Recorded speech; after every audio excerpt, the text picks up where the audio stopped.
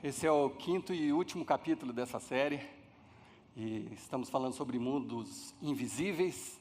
Começamos falando de mundos invisíveis da biologia, coisas que nos influenciam sem que a gente consiga ver, mas falamos também do amor, da paixão, mundos invisíveis que também influenciam diretamente as nossas vidas, e são coisas que você não consegue ver, não consegue mensurar, não consegue desenhar.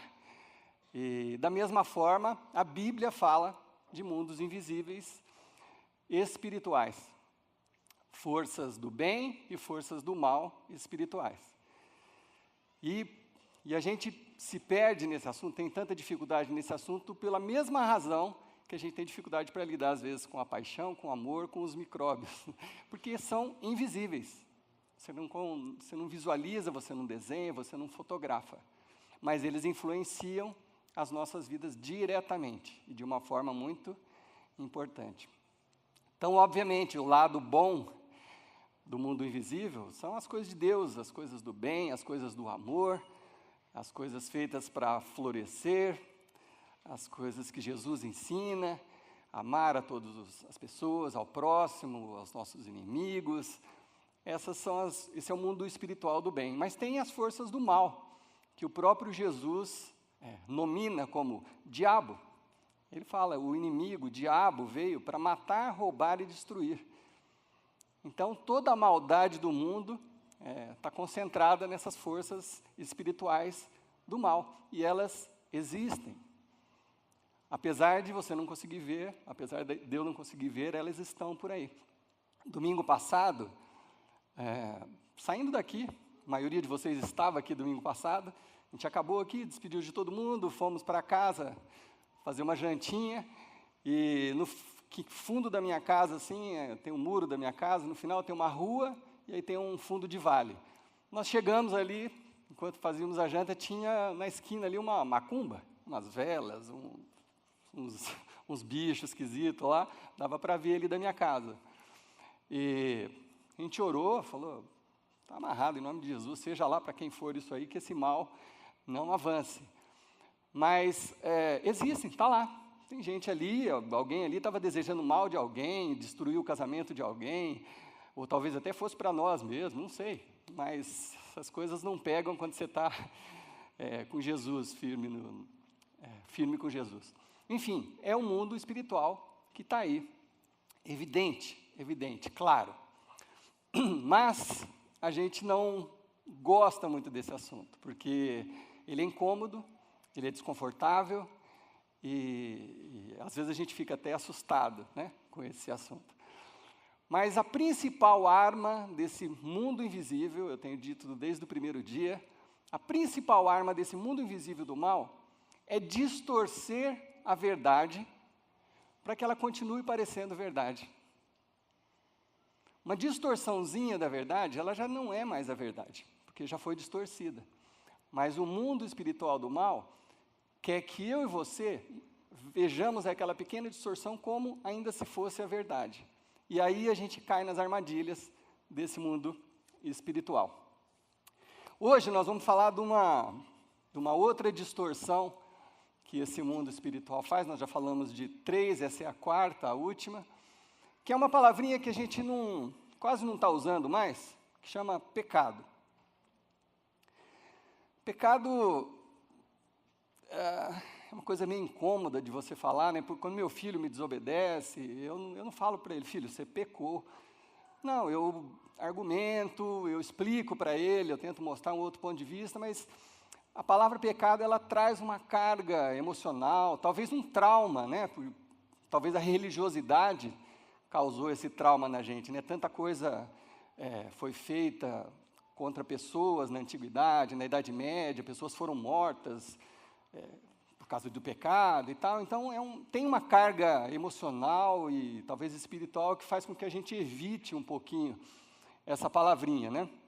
A gente prefere dizer uma outra coisa, porque pecado nos remete a leis, a julgamento,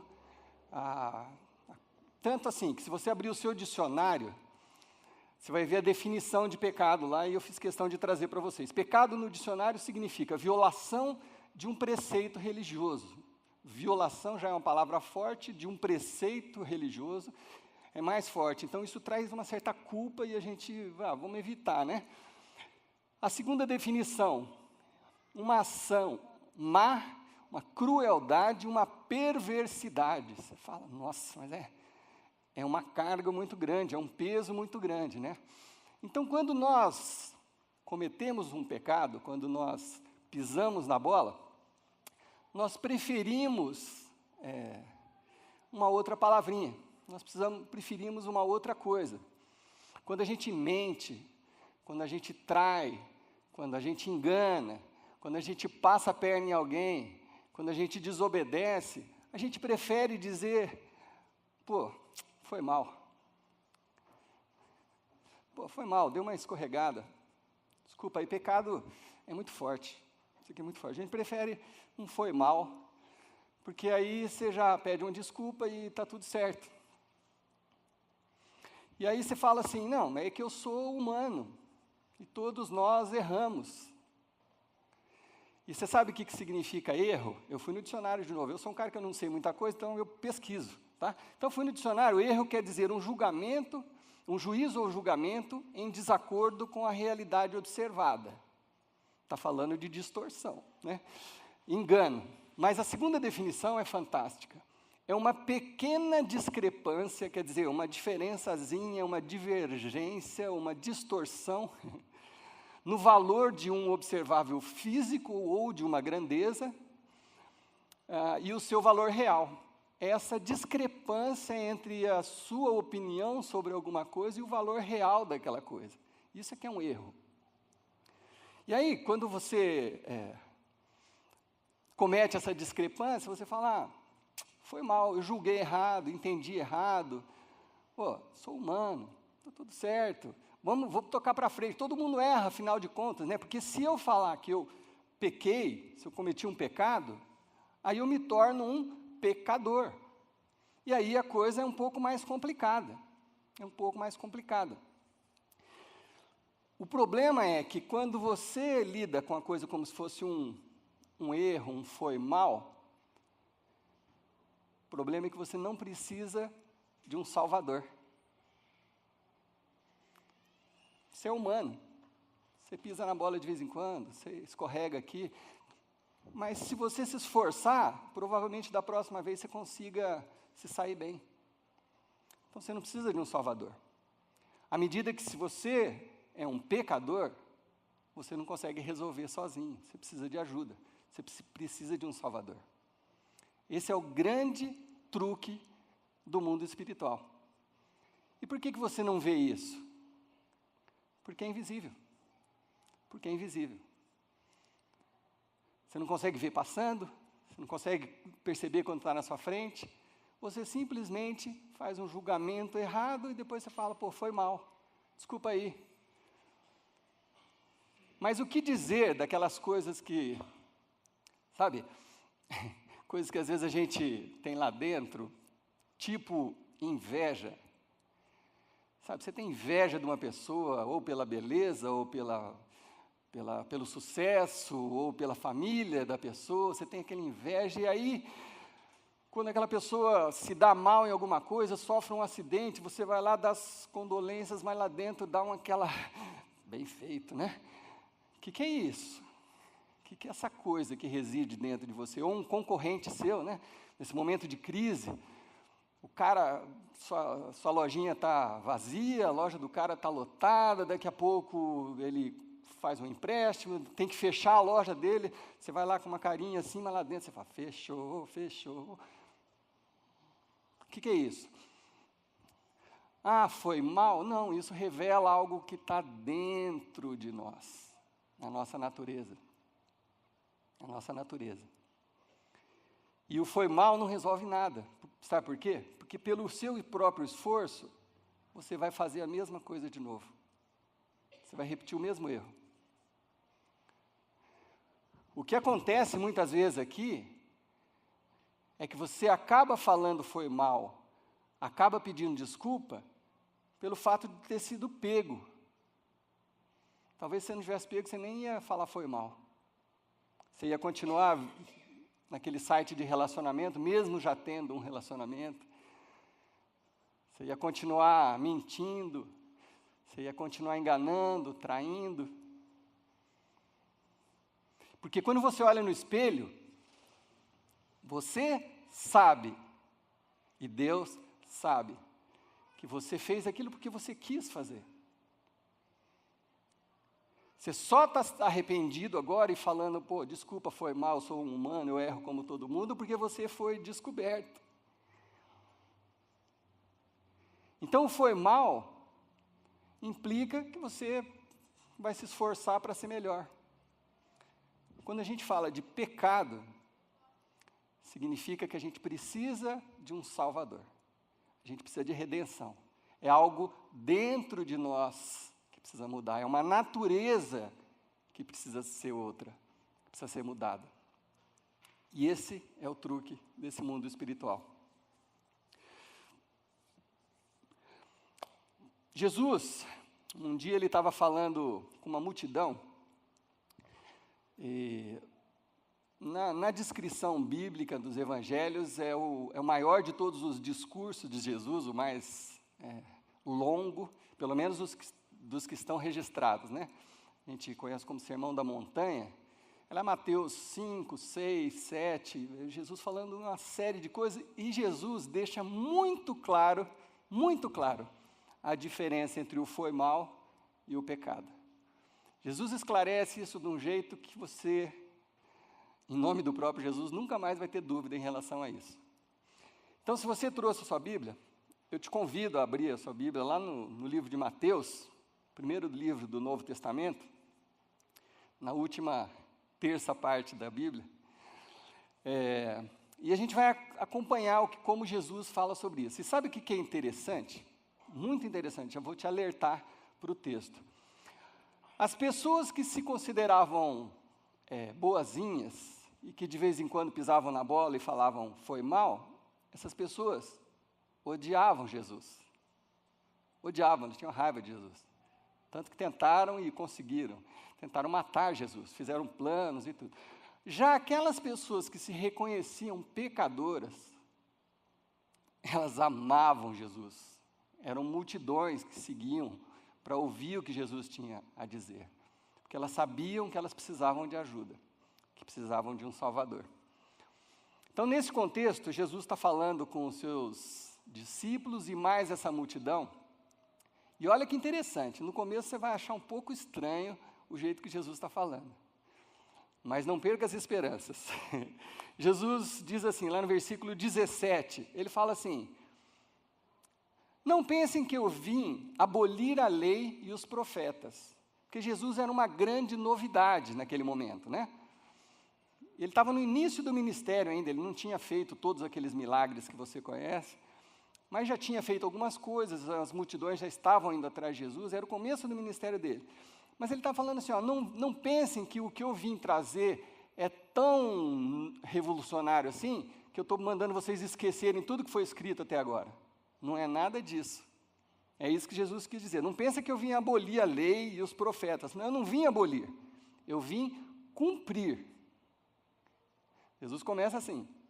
Aí, eu escolhi alguns versículos porque é longo, eu gostaria muito que vocês lessem o capítulo todo em casa. Pulando para o 19, ele fala assim: todo aquele que desobedecer a um desses mandamentos, ainda que dos menores, e ainda ensinar aos outros a fazerem o mesmo, será chamado menor no reino dos céus. Jesus está mais ou menos dizendo assim, ó, eu não vim trazer um atalho, um caminho facinho, alguma coisa que não exija nada de você, nada disso, não pensa que é isso. Não pensa que é isso. Se desobedecer esses mandamentos, não vai entrar no reino dos céus, é isso que não vai conhecer a paz, não vai conhecer a Deus. É isso que Jesus está falando aqui. E olha só como ele complica mais a coisa para a plateia dele. Ele fala assim, pois eu lhes digo que se a justiça de vocês não for muito superior à dos fariseus e dos mestres da lei, quer dizer, os pastores, profetas, aquele pessoal, os líderes da época, os mestres, se a justiça de vocês não for superior a deles, de modo nenhum entrarão no reino dos céus. Olha a loucura que Jesus está falando.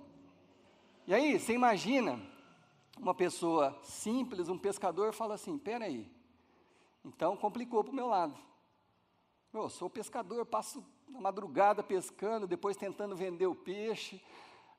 Como que a minha justiça vai ser superior a de um cara que vive dentro do templo e ensinando e aprendendo e discutindo? Como que a minha justiça pode ser superior a dele? Não tem chance para mim. Talvez algumas pessoas tenham começado a pensar isso quando Jesus falou esse versículo, quando ele citou essas palavras. Mas a seguir, Jesus ainda continua. E Jesus deve ter pensado assim dentro dele, não, você não tem chance mesmo. Mas vamos continuar. Vocês ouviram o que foi dito aos seus antepassados? Não matarás? E quem matar estará sujeito a julgamento? Jesus faz essa pergunta. Todo mundo ali sabia disso, né? Pelo menos os 10 mandamentos ele sabia. Então todo mundo já tinha ouvido isso, não matarás. Não, Jesus, beleza, isso aí a gente conhece, está lá nos 10 mandamentos. Aí Jesus diz assim, mais ou menos assim, pois bem, eu lhes digo que qualquer um que se irar contra o seu irmão estará sujeito a julgamento. Nossa, Jesus, você está complicando mais a coisa. Você quer dizer assim, que se eu tiver com muita raiva de alguém e até desejar que essa pessoa morra, bata o carro e sei lá o que, se eu tiver esse desejo, é a mesma coisa que eu tiver matado? Como assim, Jesus? Eu não fiz nada, eu só pensei. O senhor está colocando a mesma categoria de julgamento? Desculpa aí os mais... Ferrou. O cara falou assim, ferrou, não vai dar para mim. Não vai dar, é muito alto isso que Jesus está falando, muito complicado. E aí Jesus continua. Vocês ouviram o que foi dito, não adulterarás? Pois bem, eu lhes digo, qualquer um que olhar para uma mulher e para desejá-la, já cometeu adultério com ela no seu coração. Aí o cara fala, ferrou 2, agora não dá mais. Jesus, o senhor acaba de condenar ao inferno todos os homens. Porque assim, quem nunca? Né? E Jesus está falando isso. Claramente, claramente. Então as pessoas devem ter falado assim, olha, não dá, não vai dar. Não... Que isso, Jesus? Em vez de o senhor diminuir o poder da lei, o senhor está aumentando, deixando mais complicado ainda. Mas Jesus continua. Foi dito, aquele que se divorciar da sua mulher, deverá dar-lhe certidão de divórcio. Deixa eu só explicar isso aqui, porque até Moisés funcionava assim, até as leis de Moisés, antes das leis de Moisés, funcionava assim. Se um homem tivesse qualquer tipo de problema com a mulher, por exemplo, chegou em casa, ela queimou o arroz. Ele, com 3 frases, eu me divorcio, ele estaria divorciado. Não precisa mais nada. Eu e minha esposa já estaríamos muito bem, graças a Deus. Ela nunca queimou arroz, ou uma vez ou outra. Mas bastava isso. Aí Moisés chegou e falou, não, peraí, vamos colocar ordem nesse negócio. Como assim, né? Aí qualquer coisinha, você fala, me divorcio 3 vezes, pronto, estou divorciado. Então Moisés falou, não, quando chegar num ponto que não tiver jeito, então você dá uma carta de divórcio à sua mulher para que ela possa se casar com uma outra pessoa. Foi a lei de Moisés. E aí todo mundo conhecia isso na época, né? A época. Mas aí Jesus continua. Mas eu lhes digo que todo aquele que se divorciar de sua mulher, exceto por imoralidade sexual, faz com que ela se torne adúltera. E quem se casar com uma mulher divorciada estará cometendo adultério. Essa hora, acho que a outra metade do público falou, eu vou embora. Como alguns devem estar pensando aqui, acho que vou fingir que vou no banheiro e, né, esse negócio está ficando muito complicado aqui. Mas Jesus ainda vai mais adiante. Seja o seu sim, sim, e o seu não, não. O que passar disso vem do maligno. Aí diria Cazuza, mentiras sinceras me interessam, né? Tem uma música dele que fala isso. Não, sim é sim, não é não tem mentira sincera, não tem meia verdade. Jesus está falando, não, o que passar disso vem do mal. A coisa está apertando, cada vez mais, está se tornando impossível, né? A coisa está se tornando impossível. Aí Jesus diz, vocês ouviram o que foi dito? Ame o seu próximo e odeie o seu inimigo. Aí todo mundo, opa, beleza, Jesus, isso aí eu tô bem nisso aí, né? Meu próximo, minha família eu amo, agora os inimigos eu odeio. Isso era a lei. Aí Jesus falou assim, mas eu lhes digo, amem os seus inimigos e orem por aqueles que os perseguem. Jesus, eu não oro nem pelo pessoal do meu GA, como é que eu vou orar pelos meus inimigos? O negócio está complicado, Jesus, assim não dá. Nós somos imperfeitos, Jesus está falando, vocês são pecadores. Talvez alguém tenha pensado assim, Jesus, só o Senhor, Filho de Deus, é que consegue isso. A gente nunca vai conseguir. E eu acho que essa hora, né, se alguém pensou isso, e Jesus lia os pensamentos, Jesus deve ter falado, ufa, acho que eles estão começando a entender. Estão chegando no ponto. A maioria de nós chegou aqui se achando bonzinho, mas que de vez em quando dá uma escorregadinha, um deslize. A maioria de nós se acha generoso, cristão, mas de vez em quando eu cometo um errinho, um deslize. Jesus está querendo com isso mostrar para mim e para você, não, nós somos pecadores. Não é que a gente comete errinhos, nós somos pecadores que precisamos de um Salvador. Porque enquanto você depender do seu desempenho para da próxima vez você não cometer o mesmo erro, você nunca vai sair desse looping de repetição. Você erra, fala foi mal, passa um tempinho, chega na mesma tentação, você cai de novo. E aí você fala foi mal, e aí passa um tempinho, você cai no mesmo abismo. Porque o seu esforço jamais vai ser suficiente. Nós somos, por natureza, pecadores. Nós precisamos de um Salvador. Se depender do próprio esforço, não há esperança para mim e para você. Mas o legal de tudo isso é que as pessoas que entendiam essa diferença amavam a Jesus. Aí você fala, mas como? Jesus com palavras tão difíceis, como amar a Jesus? Porque Jesus simplesmente queria deixar claro que a gente precisa de um Salvador. Nós somos pecadores, nós não conseguimos sozinhos. Nós somos mal por natureza, a natureza do pecado que vive em nós. Mas Jesus amava os pecadores, amava os pecadores.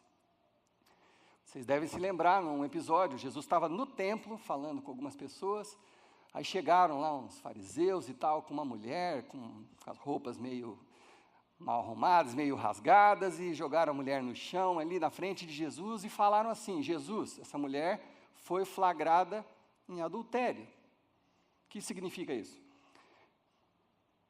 Menos provavelmente ela era solteira e estava na cama com um homem casado, mas eu acho que a probabilidade muito maior é que ela era casada e estava com outro na cama. E flagraram essa mulher na cama com essa pessoa, trouxeram ela diretamente para Jesus, por quê? Porque a lei dizia que uma mulher flagrada em adultério teria que ser apedrejada até a morte. Então trouxeram, colocaram na frente de Jesus, falaram, ela é uma pecadora, e a lei diz que ela precisa ser apedrejada. Vocês acham que Jesus virou e falou assim, gente, foi mal, ela deu uma escorregada, mas ela é humana. Não.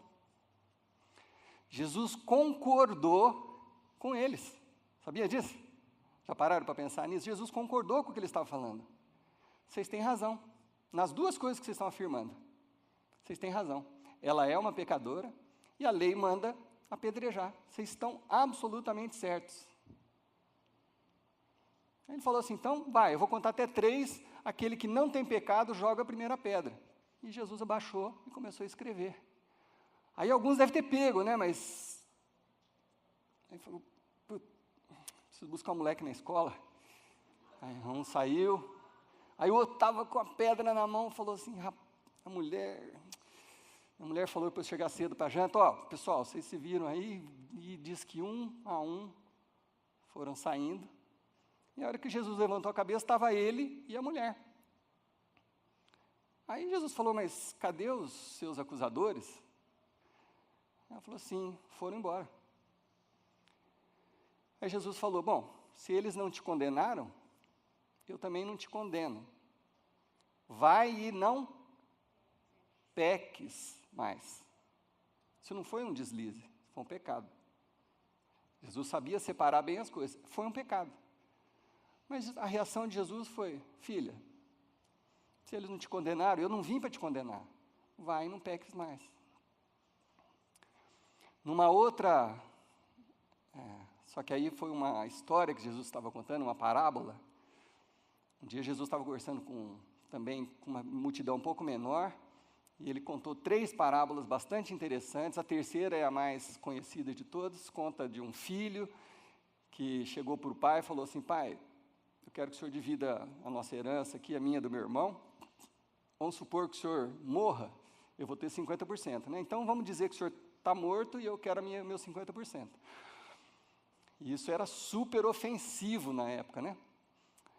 E aí o pai, não tinha como, ele dividiu todos os bens dele entre os 2 filhos, falou, filho, toma. Ele falou, não, eu quero sair pela vida, quero viver minha vida e tal.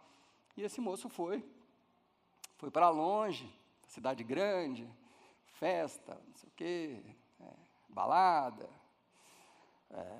praia, sei lá o que esse moço fez, tinha muito dinheiro, o pai era muito rico. Então ele gastou, tinha muitos amigos, muitas mulheres, muito de tudo.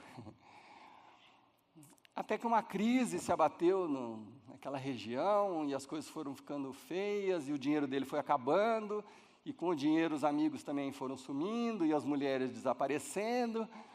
Ele se viu sozinho e sem dinheiro, e aí ele não tinha o que comer mais. E aí a única esperança que ele tinha era um cara que ele conhecia, que tinha uma fazenda, ele pediu emprego para o cara, falou, me arruma qualquer tipo de emprego. Ele falou, a única coisa que eu posso te arrumar é para você ir lá dar comida para os meus porcos, mas com uma condição, você não pode comer a comida dos meus porcos. Nesse nível de fundo do poço chegou esse rapaz. E aí lá, alimentando porcos e não podendo comer aquela coisa horrorosa que os porcos estavam comendo, morrendo de fome, ele se viu um pecador.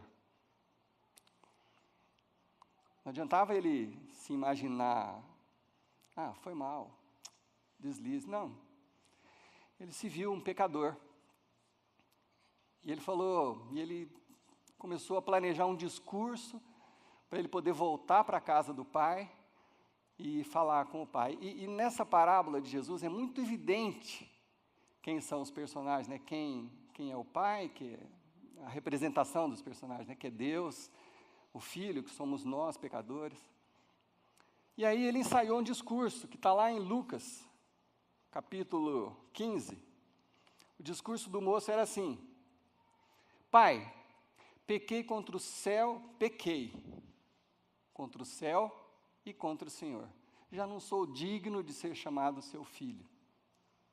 Então ele ensaiou esse discurso. Ele falou, vou voltar, porque assim, se meu pai me colocar para cuidar das vacas lá, não sei onde, eu sei que os empregados do meu pai pelo menos comem direito, tem um lugar para dormir, um cobertorzinho, então eu vou voltar para trabalhar para o meu pai. Eu sei que eu não sou digno mais de ser filho dele. Eu vejo o tamanho do meu pecado. Eu enxergo o tamanho da burrada que eu fiz. E esse mocinho, ensaiando o discurso, voltou para a casa do pai. E a Bíblia conta um detalhe muito bonitinho, que diz que o pai estava na varanda e enxergou o filho lá longe. Então, muito provavelmente, esse pai ia todo dia até a varanda no final do dia e olhava para ver se por acaso o filho estava voltando, né? E tem um quadro de um pintor que eu gosto muito, que é o Rembrandt, e ele retratou esse encontro do pai com o filho. E eu acho muito profundo, ele conseguiu captar a emoção, assim. Eu até pedi para a gente colocar ali no telão. A gente não consegue tanta nitidez por causa da luz, mas é um quadro onde o filho chega todo estrupiado, sujo, magro, fraco, e vai para o pai para falar o que ele ensaiou, e se joga nos pés do pai, e o pai não deixa nem ele terminar de falar o que ele ensaiou. O pai não deixa ele fazer nada. Sabe qual que foi a reação do pai? O pai disse aos seus servos: depressa, tragam a melhor roupa e vistam nele, coloque um anel nele de novo, de filho, e calçados em seus pés, pois esse meu filho estava morto e voltou à vida, ele estava perdido e foi achado. E começaram a festejar. Percebe, queridos? Vocês percebem? Enquanto a gente achar que consegue, a nossa esperança é vazia. Quando a gente reconhece o nosso pecado, Deus, como esse Pai, está de braços abertos. Ele está ali na varanda, todo dia, esperando o dia que você vai retornar. Ele está ali olhando para o horizonte, fala: pô, eu sei que ele vai voltar. Eu sei que um dia ele vai voltar. Talvez ele não tenha chegado no fundo do poço ainda. Talvez só quando ele chegar no fundo do poço ele vai voltar. Mas eu sei que ele vai voltar. Esse é o Deus da Bíblia. Esse é o Deus de Jesus. E aqui reside a nossa esperança. Quanto antes nós reconhecermos o nosso pecado e nos reconhecermos pecadores, mais cedo conheceremos a graça de Deus. Enquanto a gente ficar se debatendo com as nossas razões, com os nossos argumentos, achando que eu sou bom, na verdade, só de vez em quando que eu piso na bola, você vai continuar pisando na bola. Você vai continuar caindo. Quando você abraçar e deixar-se abraçar por essa graça, quando você reconhecer o seu pecado, quando você pedir perdão, e quando você decidir que você quer mudar a sua natureza, você quer mudar de vida, Deus está ali, de braços abertos, para te receber e te perdoar.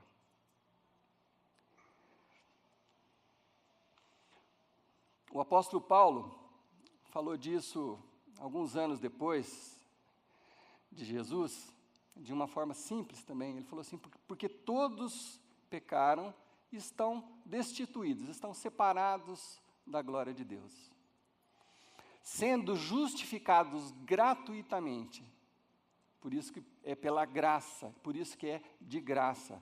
Nós somos tornados justos, justificados gratuitamente por sua graça, por meio da redenção que há em Cristo Jesus. O mundo invisível vai continuar tentando tirar a sua atenção, vai continuar tentando distorcer a verdade. O mundo invisível do mal vai continuar tentando tirar a autoridade de Deus na sua vida. E quando você faz isso, você cede, você está cometendo um pecado, não é um foi mal. Mas Deus está ali, para a hora que você voltar. O mundo invisível do mal vai fazer você achar que o sofrimento é culpa de Deus. Ele vai dar essa leve distorcida para que você pense que a distorção da verdade é a verdade. Mas Deus está ali para te perdoar desse pecado, da imoralidade sexual, de qualquer outro desvio Deus está ali te esperando. Desde que você reconheça o seu pecado, há esperança para você e para mim. Nós precisamos de um Salvador todos os dias. Todos os dias. Jesus, quando nos ensinou a orar, ele falou assim, não nos deixe cair em tentação. Porque a tentação vai existir. Ela vai acontecer comigo, que sou pastor, com vocês que são líderes, com quem não é líder, com quem não está nem aí com a igreja. Para todos nós existe a tentação. Mas Jesus fala, não nos deixes cair. Não vamos tentar, não vamos nos deixar cair na ilusão do mundo invisível do mal, na distorção da verdade. E aí Jesus acrescenta, mas livra-nos do mal, nos livra do mal. Ajuda que esse mal fique longe de nós. Porque aí a esperança, a fé, a graça de Cristo, e aí a gente pode experimentar qual é a boa, agradável e perfeita vontade de Deus nas nossas vidas. Amém? Eu estou aqui, indo e voltando aqui na minha cabeça, para ver se eu falo uma coisa, eu vou falar. Agora, vindo aqui, no corredor ali, fui abordado por uma pessoa, e que ela queria que eu a identificasse aqui de cima, eu não vou fazer isso, mas ela veio me pedir perdão para a igreja, porque uma época ela esteve aqui no passado e cometeu alguns pecados, subtraiu algumas coisas, etc., e ela veio me pedir perdão. Ela disse que já tinha pedido perdão para Deus, veio pedir perdão para mim em nome da igreja, queria subir aqui, eu falei, não vou expor de jeito nenhum, em nome de Jesus está perdoada, imagina, imagina, você está pedindo perdão, você não está falando assim, deu uma escorregadinha, não, uma pessoa sincera, honesta, que teve um encontro real com Jesus e veio reconhecer o seu pecado. Quem sou eu para julgar? Em nome de Jesus está perdoado, vai em paz. Esse é o recado de Jesus para nós, sabe, para você. Para de tentar lidar com as coisas como se você tivesse as forças que você precisa, necessárias para ser uma pessoa melhor. Creia que pelo sacrifício de Jesus, a sua natureza pode mudar, você pode ser uma pessoa diferente. E experimente toda a esperança e a graça que vem com esse reconhecimento. Amém? Eu vou orar e vou começar orando por aqueles que nunca tiveram essa experiência. Senhor, aquelas pessoas que estão aqui como um filho pródigo, uma pessoa que foi saindo do caminho, saindo, a mente ficou confusa, o coração ficou confuso e as tentações foram chegando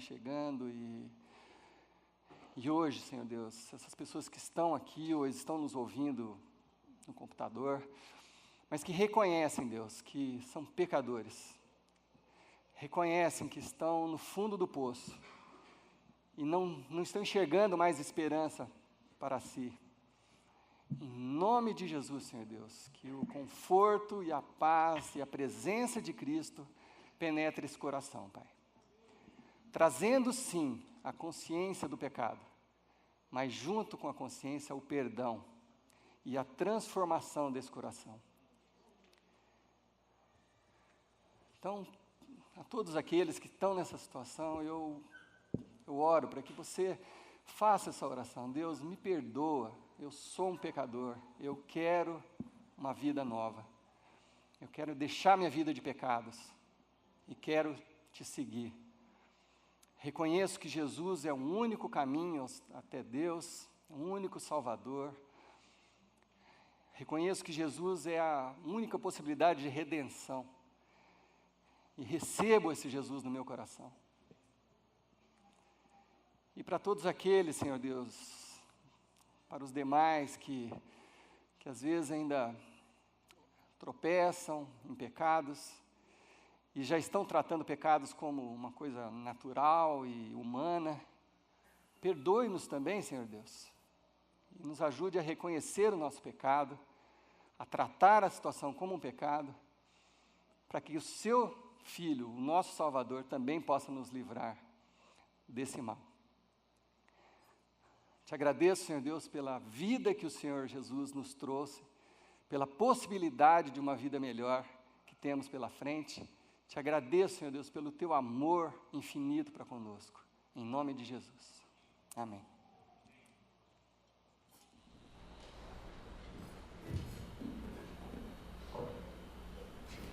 Poder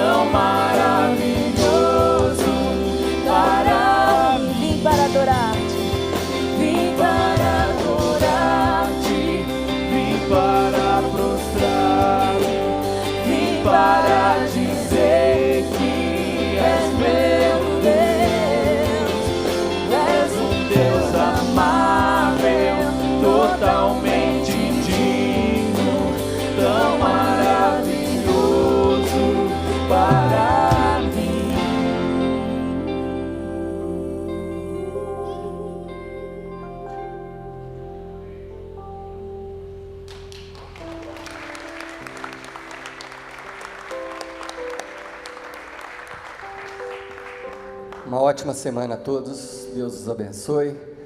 Domingo que vem estaremos aqui de novo e você é muito bem-vindo.